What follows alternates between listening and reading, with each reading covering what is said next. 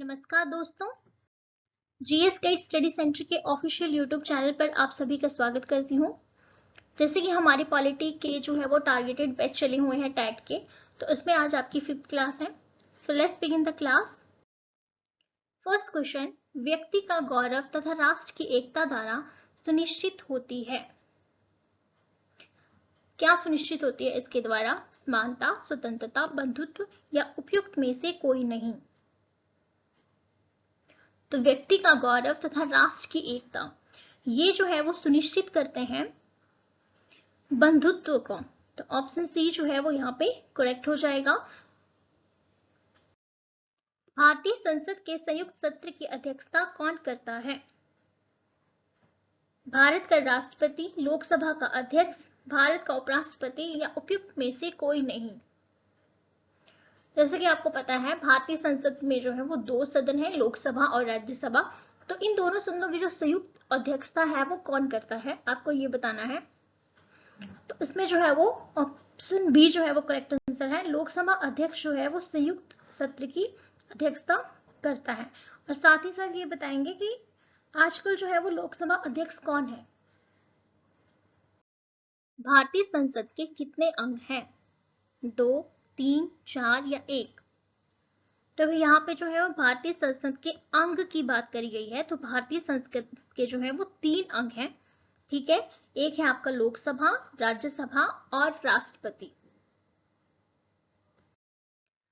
Habeas corpus की याचिका निम्नलिखित में से किससे संबंधित है? व्यक्तियों को न्यायालय के समक्ष पेश करना, किसी गिरफ्तार व्यक्ति को जमानत पर छोड़ना, प्रशासनिक प्राधिकारी के किसी आदेश को रद्द करना या अभिव्यक्ति की स्वतंत्रता को लागू करने का आदेश देना। अब सबसे पहले हम बात करेंगे कि हैबियस कॉर्पस क्या है। तो आर्टिकल 32 जो है, इसमें जो है वो 5 तरह के रिट जारी किए जाते हैं, जिसमें कि आपका एक रिट जो है वो हैबियस कॉर्पस है। तो ये जो है हैबियस कॉर्पस ये किससे संबंधित है? तो ये जो है वो व्यक्तियों को न्यायालय के समक्ष पेश करना, इसके बारे में संबंधित है। तो ऑप्शन ए जो है वो इसका करेक्ट आंसर हो जाता है। बी.आर. अम्बेडकर को निम्नलिखित में से किस से भारत की संविधान सभा के लिए निर्वाचित किया गया था? बंबई, मद्रास, संयुक्त प्रांत या पश्चिम बंगाल? तो बी.आर. अम्बेडकर जो थे वो आपके बंबई से जो थे वो निर्वाचित थे। तो इसलिए आपका ऑप्शन ए जो है वो सही हो जाता है। संसद का स्थायी सदन है लोकसभा, राज्यसभा, उपयुक्त दोनों या इनमें से कोई नहीं। तो देखो स्थायी सदन की अगर हम बात करें तो लोकसभा जो है वो हर 5 साल के लिए चुनी जाती है, ठीक है, और ये विघटित भी हो जाती है। तो ऑप्शन ए तो करेक्ट आंसर इसका नहीं हुआ। बात करें दोनों, तो इसके साथ दोनों जो है वो भी करेक्ट आंसर नहीं होगा, और इनमें से कोई नहीं तो ये भी करेक्ट आंसर नहीं है। बचता है हमारा राज्यसभा। तो राज्यसभा जो है एक स्थायी सदस्य है। संसद का लोकप्रिय सदन है लोकसभा, राज्यसभा, उपयुक्त दोनों या इनमें से कोई नहीं। तो अगर लोकप्रिय सदन की बात करें तो लोकप्रिय सदन जो है आपका लोकसभा है, क्योंकि ये जो है वो जनता के द्वारा डायरेक्ट चुना जाता है, इसलिए लोकसभा जो है एक लोकप्रिय सदन बन जाता है। भारतीय संविधान के अनुसार किसी राज्य की विधानसभा में अधिकतम और न्यूनतम कितने सदस्य हो सकते हैं? 500 से 50, 400 से 50, 500 से 60 या 450 से 50? तो इसमें जो है वो 500 से 60 जो है वो इतने सदस्य जो है वो इसके हो सकते हैं। तो इसके साथ ऑप्शन सी जो है वो करेक्ट आंसर बन जाता है। लोकसभा की निर्वाचित 543 सीटों में से अनुसूचित जाति के लिए कितनी सीटें आरक्षित हैं? 40 सीटें, 79 सीटें, 119 सीटें या 121 सीटें? तो अनुसूचित जाति के लिए जो है वो टोटल 79 सीटें आरक्षित हैं। तो इसके साथ ऑप्शन बी आपका करेक्ट हो जाता है। जातीय भेदभाव के विरुद्ध है स्वतंत्रता के सिद्धांत, विधि के सिद्धांत, नैतिकता के सिद्धांत, सामाजिक समानता और सामाजिक न्याय के सिद्धांत। तो जहां पे भी जातीय भेदभाव की बात आती है वहां पे आपका समाज आता है। तो इसके साथ ही सामाजिक समानता और सामाजिक न्याय के सिद्धांत जो है वो इसके विरुद्ध है। तो ऑप्शन डी यहाँ पे करेक्ट आंसर हो जाता है। संविधान के भाग 1 में किसका वर्णन किया गया है? नागरिकता, संघ और उसका राज्य क्षेत्र, राज्य के नीति निर्देशक तत्व और मूल अधिकार। तो संविधान 1 जो है वो राज्य और संघ की बात करता है, तो संघ और उसका राज्य क्षेत्र का वर्णन इसमें किया गया है।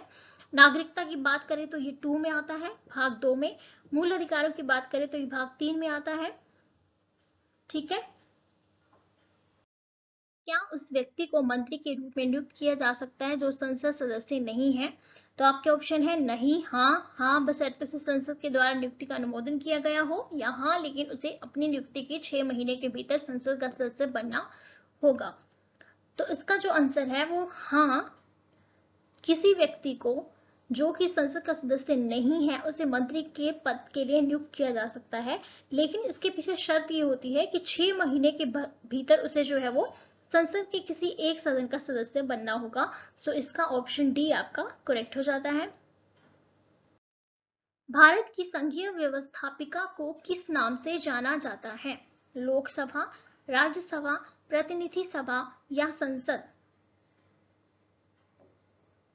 तो भारत की संघीय व्यवस्थापिका जो है उसे संसद के नाम से जाना जाता है। सो ऑप्शन डी यहाँ पे करेक्ट हो जाता है।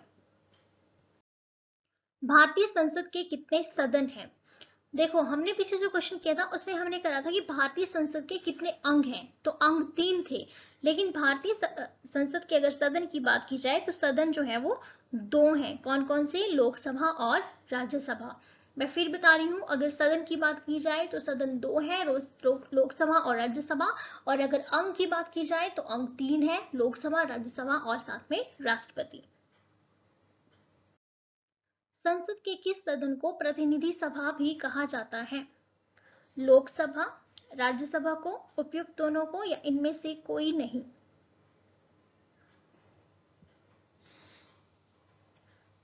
तो प्रतिनिधि सभा जो है वो लोकसभा को कहा जाता है। तो इसके साथ आपका ऑप्शन ए करेक्ट हो जाता है। Thanks for watching. अगर आपको क्लासेस अच्छी लग रही है तो please like, share and subscribe this channel. Thank you, have a nice day.